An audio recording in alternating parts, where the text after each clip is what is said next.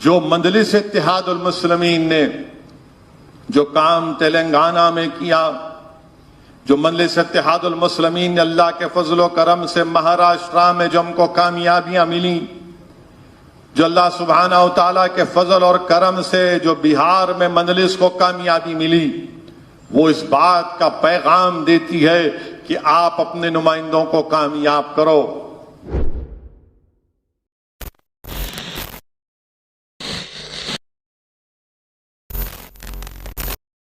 عید الفطر کی مبارکباد دیتا ہوں میری جانب سے، مجلس اتحاد المسلمین کی جانب سے، اور ساتھ ہی ساتھ اللہ سبحانہ و تعالیٰ سے دعا کرتا ہوں کہ اللہ سبحانہ و تعالیٰ جو مزاج، جو روحانیت ہم تمام میں ماہ مبارک نے ہم میں پیدا کی، کہ اللہ سبحانہ و تعالیٰ اپنے فضل سے ہم اسی مزاج کو، اسی طرح اللہ سے جو ہم نے فرما برداری کی اور حلال چیزوں کو ہم نے چھوڑ دیا اللہ کے حکم پر، یہ ضروری ہے کہ آنے والے 11 مہینے میں بھی ہم اسی مزاج کو، اسی تقوی کو، اللہ سے اپنی محبت کو اور مضبوط کریں تاکہ ہم دین اور دنیا میں کامیاب ہو سکیں۔ اور ساتھ ہی ساتھ اس بات کا خاص خیال رکھیے کہ جن کو اللہ نے توفیق دی، جنہوں نے ماہ مبارک کے پورے روزے رکھے، پوری تراویحاں پڑھی، رات میں شب بیداری کی، قرآن کی تلاوت کی، زکوٰۃ کو نکالا، وہ اپنے اعمال کے اوپر غرور نہ کریں، اس لیے کہ رسول اللہ صلی اللہ علیہ وسلم نے حدیث شریف میں فرمایا کہ رسول اللہ صلی اللہ علیہ وسلم نے ارشاد فرمایا، حدیث شریف میں آیا کہ آقا نے فرمایا کہ ایک شخص 500 سال اللہ کی عبادت کیا، 500 سال اللہ کی عبادت کیا اور پلک جھپکنے تک بھی کوئی اس میں غفلت نہیں کی، اور جب اللہ سبحانہ و تعالیٰ کے پاس پیش کیا گیا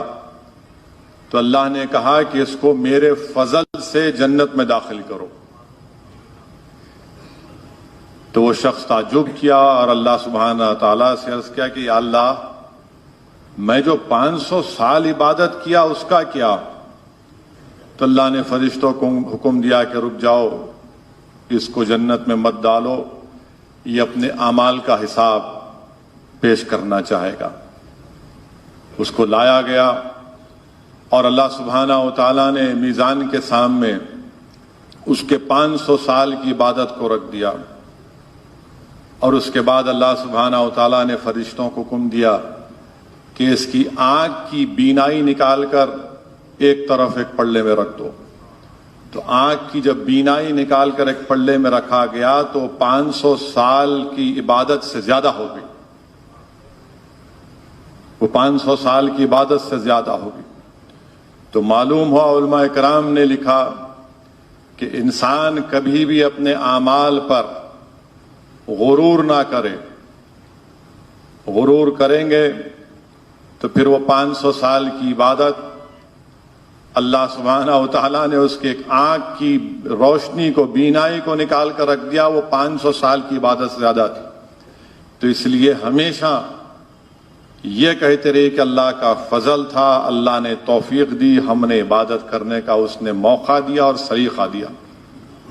تو اس لیے اس مزاج کو برقرار رکھیے۔ اور دوسری بات میں آپ سے عرض کرنا چاہوں گا کہ مجلس اتحاد المسلمین کے صدر و معتمدین ہیں، میری آپ سے گزارش ہے کہ پہلے جمعۃ الوداع سے پہلے بھی جو ہماری اجلاس ہوا تھا، اس میں میں نے ووٹر لسٹ کے تعلق سے آپ تمام سے گزارش کی تھی، اس پر آپ ذرا توجہ لیجئے۔ نام برقرار رہنے چاہیے ووٹر لسٹ میں، اور اس سلسلے میں جو ذمہ داران آپ کے بوتھ کے پاس آئیں گے، آپ ان سے اپنا پورا تعاون پیش کریے، بلکہ آگے بڑھ کر ان کی رہنمائی کریے، ان کی رہبری کریے، ان کی سرپرستی کریے۔ تیسری بات یہ ہے کہ ہمارے وطن عزیز کے حالات سے آپ واقف ہیں۔ میں نے پہلے بھی کہا اور آج بھی کہہ رہا ہوں کہ بھارت کے مسلمانوں کے لیے جو یہ ملک ہمارے لیے ایک وطن عزیز ہے، بھارت کے مسلمانوں کے لیے جمہوریت میں، لوکتنتر میں، ڈیموکریسی میں ان کے لیے بہت ضروری ہے کہ وہ ایک اپنی سیاسی لیڈرشپ کو بنائیں، اپنی پولیٹیکل لیڈرشپ کو بنائیں، وہ اپنے نمائندوں کو بحیثیت اراکین اسمبلی، اراکین پارلیمان، اراکین بلدیہ، رکن ضلع پریشد، منڈل پریشد ان کو منتخب کروائیں۔ یاد رکھیے کہ جب تک آپ سیاسی طور پر اپنے نمائندوں کو کامیاب نہیں کریں گے، نہ یہ ناانصافی کا دور ختم ہوگا، یہ جو نفرت کا طوفان ہمارے سامنے کھڑا ہے، یہ جو بربادی کے بادل ہمارے سروں پر منڈلا رہے ہیں،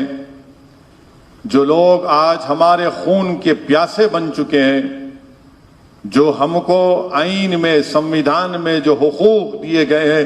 ان حقوق کو ہم سے چھیننا چاہتے ہیں، جو شریعت ہم کو سمویدھان میں اجازت دی گئی کہ آئین کی دفعہ 29 کے تحت مجھے اپنی تہذیب اور تمدن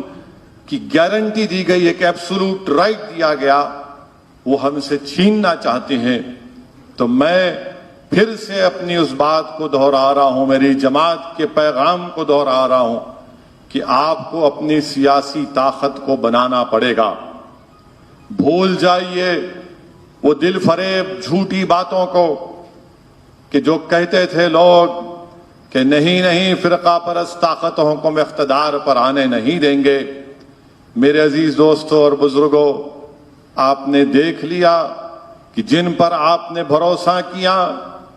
وہ نہ صرف ناکام ثابت ہوئے بلکہ ان کی وجہ سے آج ملک کے اقتدار پر ایسی جماعت برسر اقتدار جماعت ہے جو بھارت کے مسلمانوں کے خلاف اعلان جنگ کر چکی ہے، یعنی بی جے پی۔ اسی لیے بہت ضروری ہے کہ اقلیتیں، ہمارے دلت بھائی اور بہن، آدیواسی، میری اس بات کا نوٹ لیں، سیاسی طاقت بنیے۔ اگر آپ کو اپنی تہذیب، تمدن کو، بلکہ اس وطن عزیز کو بچانا ہے، اس وطن عزیز کی خوبصورتی کو، اس کی پلورلزم کو، اس کی ڈائیورسٹی کو بچانا ہے، تو کوئی ایک راستہ نہیں ہے بلکہ صرف ایک ہی راستہ ہے کہ وہ یہ ہے کہ آپ ایک سیاسی طاقت بن کر ابھریے۔ اتر پردیش میں ہم پکارتے رہے، ہم کہتے رہے کہ دیکھو آپ میں یہ اتنی طاقت نہیں ہے کہ آپ کسی حکومت کو بدل سکیں، آپ میں اتنی طاقت تھی، ہے اور رہے گی کہ آپ اپنے نمائندوں کو کامیاب کر سکیں گے۔ مگر ہوا کیا؟ وہی پرانی سیاست، ناکام سیاست جو پچھلے 50-60 سال سے کھیلی جا رہی ہے مسلمانوں سے، اس کو دہرایا گیا اتر پردیش میں، اور آپ نے ووٹ تو دے دیا اتر پردیش میں، مگر اس کا نتیجہ کیا نکلا؟ اس کا نتیجہ یہ نکلا کہ بی جے پی کا دوبارہ برسر اقتدار جماعت بن کر ابھری۔ اگر آپ اپنے نمائندوں کو کامیاب کر لیتے، اگر آپ اپنی آواز کو اتر پردیش کے ویدھان سبھا میں پہنچا دیتے، تو آپ کے لیے لڑنے کے لیے، آپ کے حق کے مطالبے کے لیے آئین کا حوالہ دے کر آپ کی جان اور مال اور تہذیب کا تحفظ کی لڑائی کو لڑ سکتا تھا۔ مگر آپ کے دماغوں میں یہ بات ڈال دی گئی کہ نہیں، ہم کو حکومت کو بدلنا ہے، آپ حکومت کو نہیں بدل سکتے۔ یہ موجودہ دور کی سیاست کو آپ کو سمجھنا ہے۔ میں سیاست کا ایک طالب علم ہوں، اور مجھے جو کچھ اللہ سبحانہ و تعالیٰ نے تھوڑا بہت اپنے فضل سے مجھے سمجھنے کا سلیقہ عطا کیا، جو میں نے سیاست مرحوم قائد سالار ملت کے پیروں کے پاس بیٹھ کر سیکھی، وہ مجھے یہ کہتی ہے کہ یہ موجودہ دور हुकूमत आप नहीं बदल सकते बल्कि अपने नुमाइंदों को कामयाब कर सकते। इस बात को आपको जहन नशीद करना है। ये कोई बुज़दिली की बात नहीं कर रहा हूं बल्कि हकीकत को बयान कर रहा हूं। और हो सकता कि मेरे इस तकरीर के बाद तबसरे तनकीद शुरू हो जाएगी। मुझे इन तनकीद करने वालों की कोई परवाह नहीं, बल्कि जिन्होंने अपीलें की थी उत्तर प्रदेश में कि हुकूमत को बदलना है, कहां हैं तुम लोग आज? कहां हैं तुम लोग आज? तुम्हारे चेहरे नजर नहीं आते? जो बड़े बड़े बुलंद बांग दावे कर रहे थे, गंगा जमुनी तहजीब की, आज कहां हैं तुम लोग? नजर नहीं आते। इसीलिए मेरे अजीज दोस्तों और बुजुर्गों, जो मजलिस इत्तेहादुल मुस्लिमीन ने जो काम तेलंगाना में किया, जो मजलिस इत्तेहादुल मुस्लिमीन ने अल्लाह के फजलो करम से महाराष्ट्र में जो हमको कामयाबियां मिली,